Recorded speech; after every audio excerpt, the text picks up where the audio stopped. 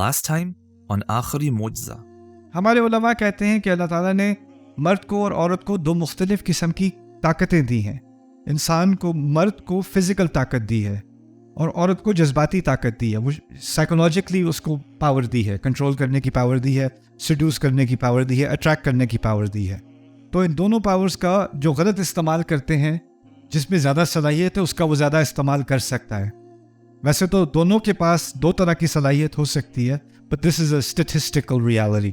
والسارق والسارقة والزانية والزاني فاجلدوا كل واحد منهما 100 جلدة. اوکے.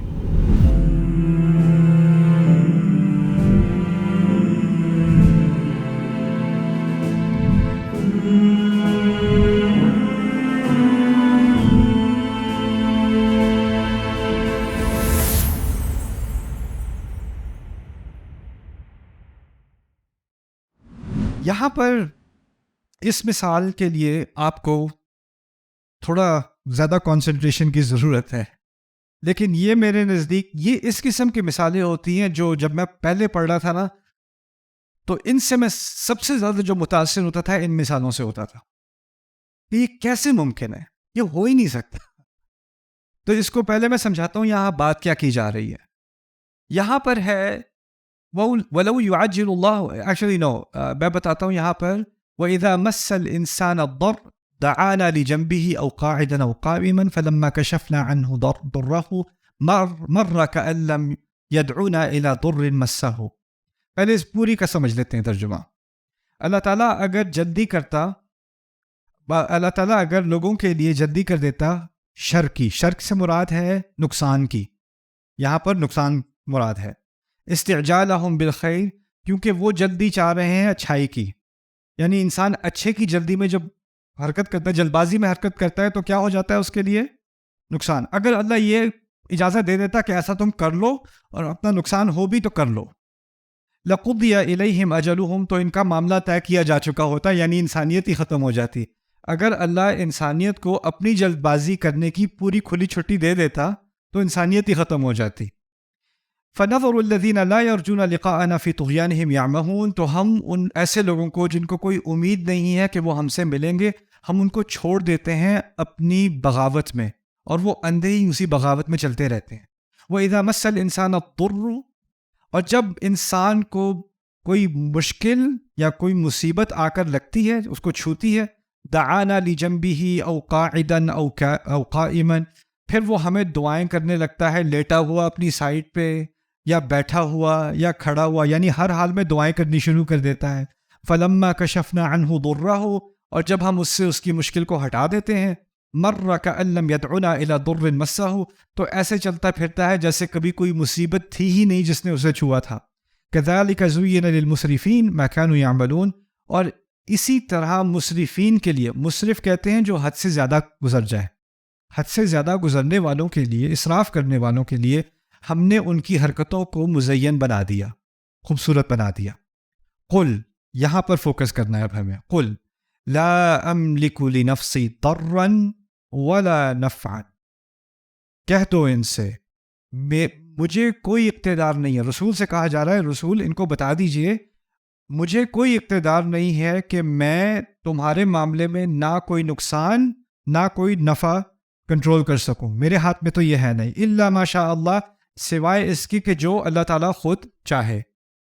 سوال میرا جو فوکس میں نے آپ سے کروانا ہے اس آیت میں, یہ آیت نمبر 49 ہاں, اس آیت میں کیا کہا اللہ تعالیٰ نے, نقصان پہلے یا فائدہ پہلے؟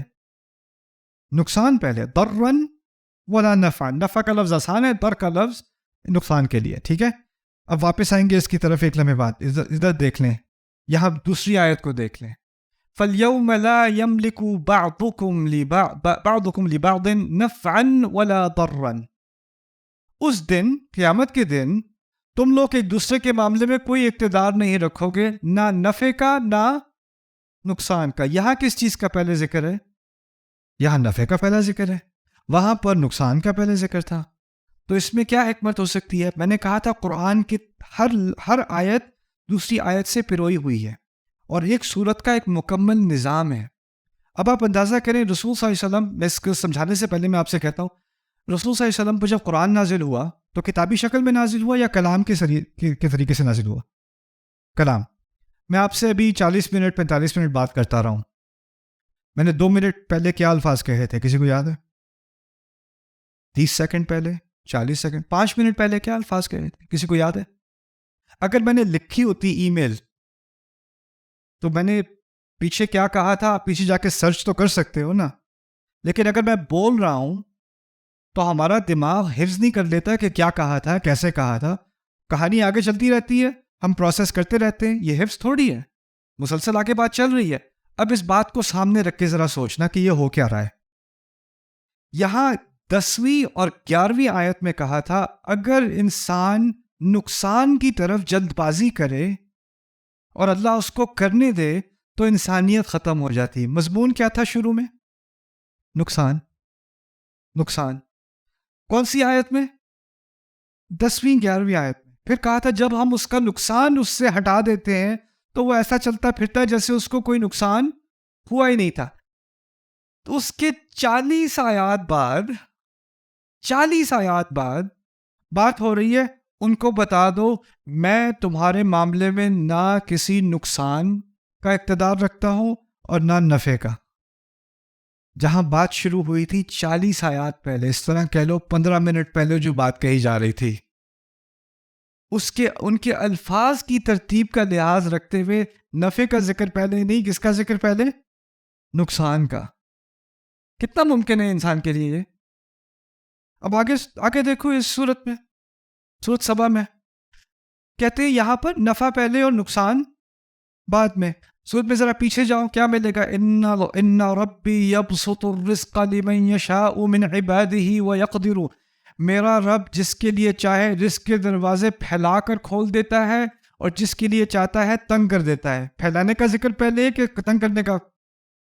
اور پھیلانے کا تعلق نفع سے ہے اور تنگ کرنے کا نقصان سے ہے. تو 3 آیات بعد نفعا ولا ضرا، نفعا ولا ضرا. اگر میں بول رہا ہوں اور میں کہوں 2 منٹ پہلے میں نے دن رات کہا تھا تو مجھے اب روشنی اور اندھیرا کہنا چاہیے، اندھیرا اور روشنی نہیں کہنا چاہیے. میرا دماغ ایسے چلتا ہے. میرے لیے تو ممکن نہیں ہے کہ میں یاد رکھوں کہ کون سا لفظ میں نے کس ترتیب میں کہا تھا. جب میں کلام چل رہا ہے تو چل رہا ہے. دیکھو اگر اس بات کا لحاظ رکھنا بھی ہوتا نا تو پہلے یہ چیز لکھنی پڑتی، پھر پیچھے جا کے چیک کرنا پڑتا یہ کیا تھا، پھر آگے جا کے فکس کرنا پڑتا. انسان کے لیے یہ ممکن نہیں ہے. یہاں تک کہ کتابی شکل میں لوگ نہیں کر پاتے. یہ تو کلام ہے. لئن قتلتم ولئن، علی عمران کی 2 آیات ان میں ترتیب بدل دی. ولئن قتلتم فی سبیل اللہ او متتم لمغفرۃ من اللہ ورحمۃ خیر مما یجمعون. اگر تم لوگ اللہ کی راہ میں قتل کر دیے جاتے یا تم مر بھی جاتے تو قسم سے اللہ تعالیٰ کی طرف سے آنے والی مغفرت اور رحمت بہتر ہے ان تمام چیزوں سے جو وہ لوگ جمع کر رہے ہیں. پہلے کس چیز کا ذکر ہے؟ قتل ہو جانے کا. دوسرے درجے میں کس چیز کا ذکر ہے؟ مرنے کا. دوسری اس سے فوراً اگلی آیت میں وَلَئِن مُتُّمْ أَوْ قُتِلْتُمْ لَإِلَى اللَّهِ تُحْشَرُونَ. اور اگر تم مر بھی گئے یا قتل کر دیے گئے تو اللہ کی طرف تمہیں دوبارہ جمع کر دیا جانا ہے. وَإِلَى اللَّهِ تُحْشَرُونَ. پہلی آیت اور دوسری آیت میں ترتیب کے فرق کو اب سمجھتے ہیں. پہلی آیت میں اضافہ تھا فی سبیل اللہ کا. فی سبیل اللہ کا. ان آیات کا تعلق ہے غزوہ احد سے. سیاق ان کا ہے غزوہ احد. احد میں کتنے شہداء تھے آپ کچھ معلوم ہے؟ تقریباً 70. روایات کے مطابق 70 کے لگ بھگ شہداء تھے ہمارے احد میں. تو سب کے ذہن میں کیا ہے؟ جو لوگ اللہ کی راہ میں قتل کر دیے گئے. اور اس سے ایک درس اخذ کیا جا رہا ہے اور ہمیں سکھایا جا رہا ہے. اور اللہ کہہ رہے ہیں وَلَئِن قُتِلْتُمْ فِي سَبِيلِ. اگر تم بھی مارے جاتے ہیں اللہ کی راہ میں، تم ان پر افسوس کر رہے ہو، لیکن اگر تم بھی مارے جاتے اللہ کی راہ میں، یا پھر اگر تم مر جاتے اللہ کی راہ میں، مارے نہیں جاتے مر جاتے، یعنی تم اچھے کام کرتے کرتے تمہاری زندگی گزر جاتی اور تمہیں نیچرل سی موت آ جاتی، بیماری سے موت آ جاتی یا کسی ایکسیڈنٹ سے موت آ جاتی، ایسے جیسے موت آتی ہے ویسے موت آ جاتی، تو وہ بھی بہتر تھا تمہارے لیے ان تمام چیزوں سے جو وہ لوگ جمع کر رہے ہیں. یہ بھی بڑا خوبصورت اشارہ ہے کہ کیونکہ وہاں پر ہمیں شکست ہوئی تھی تو دشمن مال غنیمت جمع کر رہا تھا. اس کی طرف بھی اشارہ کر دیا کہ دیکھو اگر تم مر بھی جاتے نا اور اس حالت میں نہ مرتے تو یہ موت ان کے ذخیرے کو جمع کرنے سے بہتر ہے. لیکن اس کے بعد اگلی آیت میں فی سبیل اللہ کا ذکر ہے. پہلی میں ہے, دوسری میں نہیں ہے. تو اس کو کہتے ہیں الالتفات. التفات یاد ہے؟ الالتفات من الخاص الى العام, خاص سے عام کی طرف التفات. پہلی آیت میں خاص بات ہو رہی ہے آل عمران کے ہونے والے سے متعلق واقعے یعنی احد سے متعلق. اب یہ درس جو تم نے سیکھ لیا اس کے بعد اب عام قاعدے کی طرف آتے ہیں. عام قاعدہ سب کے لیے, احد ہو یا نہ ہو, جنگ ہوئی ہو یا نہ ہو, ہمارے ہاں جو صحابہ کا قتل عام ہوا ہے وہ ہوا ہو یا نہ ہو, اس سے اب ایک جنرل یونیورسل بات ہو رہی ہے. قاعدہ کلیہ وہ کیا ہے؟ اچھا, قاعدہ کلیہ میں اکثریت انسانیت کی قتل کی جاتی ہے یا مرتی ہے؟ وہ تو موت اصل ہے, قتل تو استثناء ہے. قتل ہوتا ہے لیکن بدرجہ کم ہوتا ہے. موت تو ہر روز ہر دفعہ ہو رہی ہے. آپ کبھی حج عمرے پہ جانے کا آپ کو موقع ملے یا مدینے میں آپ کو نماز پڑھنے کا موقع ملے, ہر نماز کے بعد کیا اناؤنسمنٹ ہوتی ہے؟ الصلاۃ علی الاموات, الصلاۃ علی الاطفال, الصلاۃ علی النساء. ہر نماز کے بعد کوئی نہ کوئی جنازہ نکل رہا ہے. تو موت اصل ہے. پھر کہا وَلَئِن مُتُّمْ أَوْ قُتِلْ, اور اگر تم قتل ہو بھی جاتے, یعنی وہ کم درجے میں ہے اب. لیکن پھر الفاظ بھی بدل دیے. پہلی دفعہ کہا تھا کہ جو کچھ وہ جمع کر رہے ہیں اس سے بہتر ہے یہ تمہارے لیے. لیکن یہاں ایک اور لفظ, جمع کا لفظ بھی استعمال کیا جا سکتا تھا. یہاں کہا جا سکتا تھا یہاں پر لَإِلَى اللَّهِ تُجْمَعُونَ, اللہ کی طرف جمع کر دیے جاؤ گے. قیامت کے دنوں میں سے جمع کرنے کا لفظ بھی استعمال ہوتا ہے. یوم یجمعکم لیوم الجمع انک جامع الناس لیوم لا ریب فیہ. آپ اللہ کو جمع کرنے, اللہ تعالیٰ کسے ہم کہتے ہیں کہ آپ انسانیت کو جمع کرنے والے ہیں, ان کے جامع ہیں اس دن کے لیے, اس دن جس دن میں کوئی شک نہیں ہے. جامع الناس لیوم لا ریب فیہ. لیکن یہاں یجمعون کے بجائے اور تجمعون کے بجائے تحشرون کا لفظ استعمال ہوا ہے. جمع اور حشر میں کیا فرق ہے؟ جمع انسان کے لیے ہوتا ہے اور غیر انسان کے لیے بھی ہوتا ہے, لیکن حشر اصل میں عربی میں جانوروں کے لیے ہوتا ہے.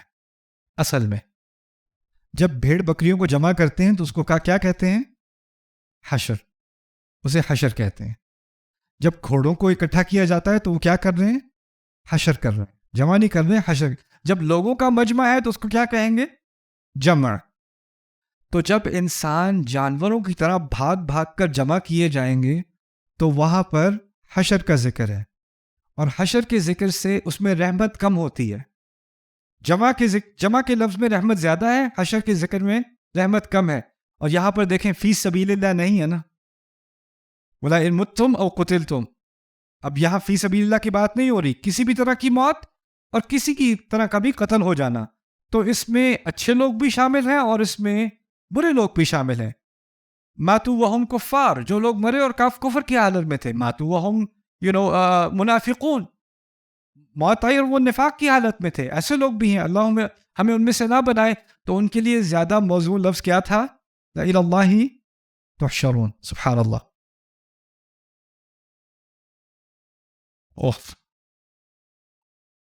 میں جلدی ترجمہ کروں گا, دیکھتا ہوں اب نوٹ کرتے ہو کہ نہیں. اپنی اولاد کو قتل مت کرنا املاق کی وجہ سے. املاق کی وجہ سے, املاق کہتے ہیں انگلش میں ہم کہتے ہیں بینکرپسی, فاقے کی وجہ سے. بہت ہی زیادہ آپ کی جو اقتصادی مشکل آ جائے نا, آپ پر معاشی مشکل آ جائے, اس کو کہا جاتا ہے عربی میں املاق. تو املاق کی وجہ سے اپنی اولاد کو قتل مت کرنا.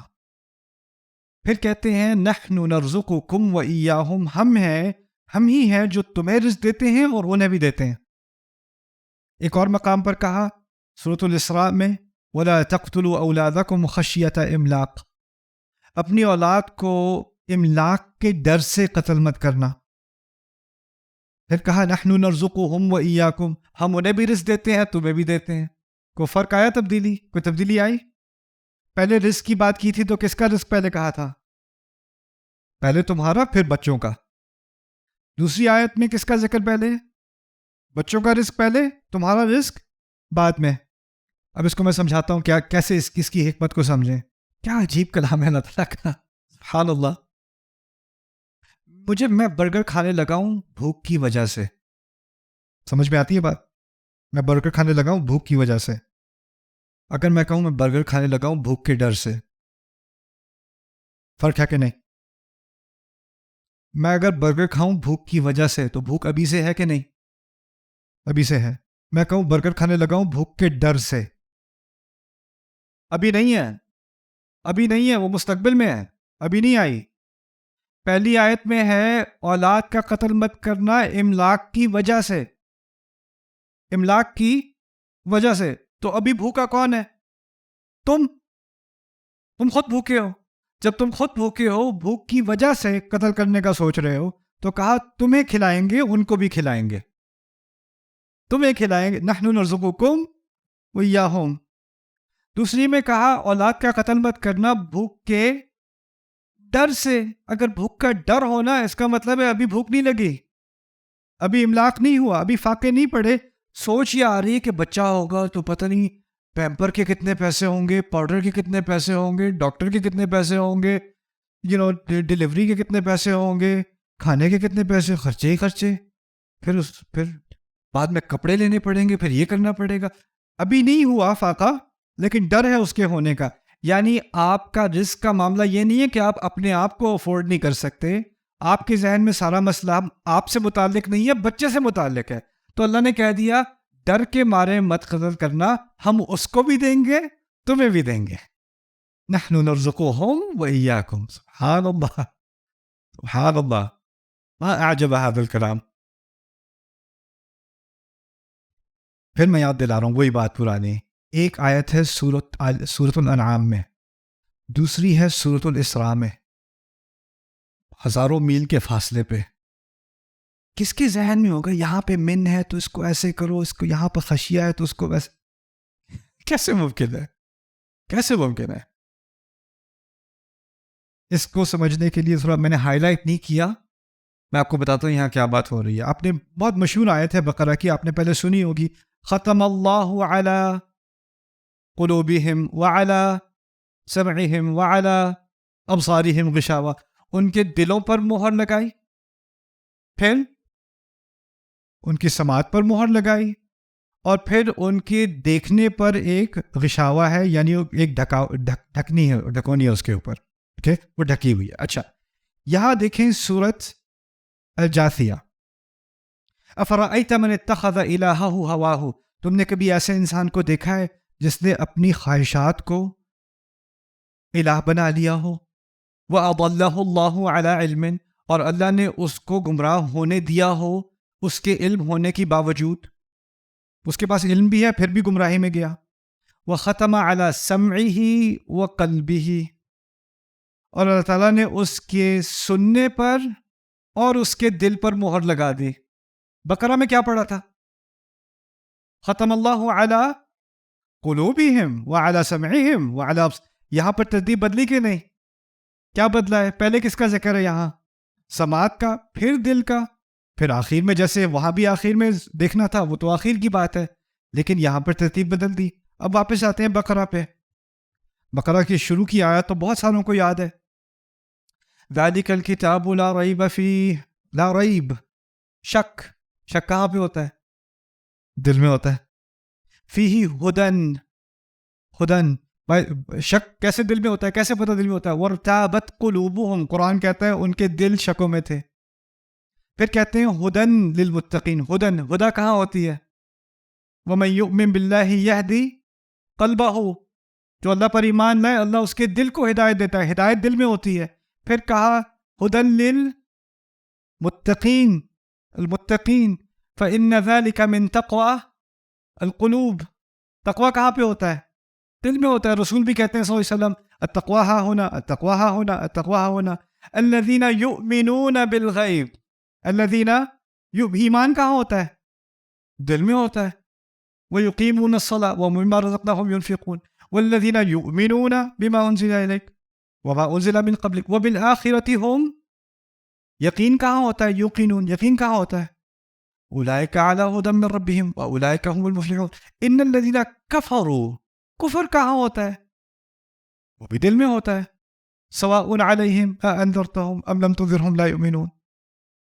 اچھا، ساری بات شروع سے بقرہ کے دل، پھر دل، پھر دل، پھر دل، پھر دل، پھر یہ آیت آتی ہے ختم اللہ علی قلوبہم وعلی سمعہم وعلی ابصارہم.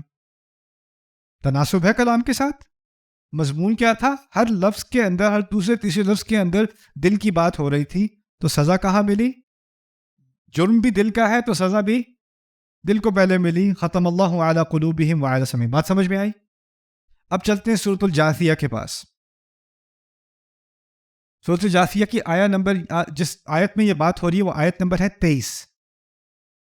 شروع میں جاتے ہیں سورۃ الجاثیہ کے. سورۃ الجاثیہ کے شروع میں نا مختلف قسم کے جرائم کا ذکر ہے، اور میں سے سب سے بڑا جرم یہ ہے جس کا 8ویں آیت میں ذکر ہے.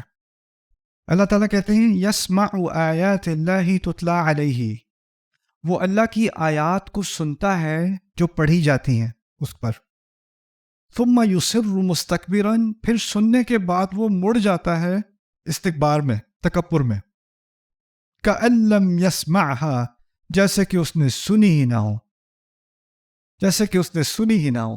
فبشرہ بعذاب علیم، تو اس کو خوشخبری دے دیجئے تکلیف دینے والے عذاب کی. جرم یہاں دل کا ہے یا جرم نہ سننے کا ہے؟ نہ سننے کا ہے. کون سی آیت میں؟ نمبر میں نے لکھا ہوا اوپر. کون سی آیت میں؟ 8ویں آیت میں. 15 آیات کے بعد، 15 آیات کے بعد اللہ تعالیٰ فرما رہے ہیں اس کے کان پر ختم علی سمعہ وقلبہ وجعل علی بصرہ غشاوہ. سننے کا ذکر پہلے، کیونکہ یہاں اصل جرم سننے والا تھا. اب اندازہ کرو کہاں سے کہاں بات کو جوڑا جا رہا ہے. یہ بھی نہیں کہ اس کے فوراً بعد آ رہی ہے، 15 آیات بعد وہ بات آ رہی ہے، اور وہاں بھی اس طرح کا تناسب، اس طرح کا کلام. تو یہ چیزیں ہیں جو جب ہم چھوٹی چھوٹی ترتیب پر بھی ہم غور کرتے ہیں تو یہ بات سامنے آتی ہے. چلو آپ کا سیشن کافی لمبا ہو گیا، آپ کو میں پہلی بریک دیتا ہوں. Subscribe now to the Bayyinah YouTube channel to watch the rest of this series and more great content from Ustad Nu'man Ali Khan. Coming up next time on Aakhari Mo'jiza. میرا ایک پرانا دوست تھا، اس کا business اچھا چل رہا تھا. اس کا ایک کلائنٹ تھا، وہ اس کو ہر جمعے 12:30 بجے، 1 بجے نماز جمعے کی، 12:30 بجے سے 1 بجے کے درمیان اس کو وہ 1 گھنٹے کی کال کرتا تھا بڑے بڑے آرڈرز دینے کے لیے. ہر جمعے اس نے اسی ٹائم پہ کال کرنی، اور ہر جمعے وہ اسے بتاتا تھا یہ میری نماز کا ٹائم ہے، نماز کے بعد بات کریں گے. وہ کہتا ہے او ٹھیک ہے. اگلے جمعے کس ٹائم کال کرے گا؟